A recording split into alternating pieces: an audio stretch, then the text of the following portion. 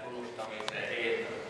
Kui ta talle vastas, nagu vastati, et paraku pole eelnõu valmis veel ja kevadeks saab ta valmis, siis selle vastuse peale mõtleb ajakirjanik välja, mis on selle eelnõu sisu. Mõtleb, ma ütlen, ütleks veel valesti täiesti välja, siis ta mõistab selle, mida ta on välja mõtelnud ise hukka.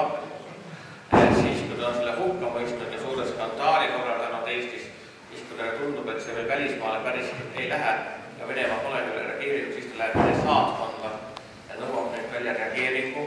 See on ainukene ametlik Vene reageering. Siis ta tõlgib selle uudise inglise keelde ja paistab selle mööda maailma laiali, mille peale maailmas hakatakse kirjutama, kuidas Eestis hakatakse vahvandessessi ja fašiste kohe austama.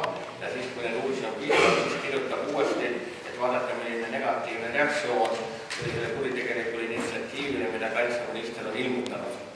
Ja siis vahepeal võetakse ette igasugused Eesti arvamusliidrid ja öeldakse, mida nemad arvavad Laari tehtud eelnõust. Laar paraku ei ole jõudnud selle ühtegi eelnõu teha, aga arvamusliidrid, kes on juba lugenud piisavalt, hakkavad aga arvama. Ja siis sa võtad need asjad ja trükid need asjad ära ja iga kord saad igavese hulka klikke. Ja siis sa tunned ennast väga hästi lõpuks, kui paras jama koos on.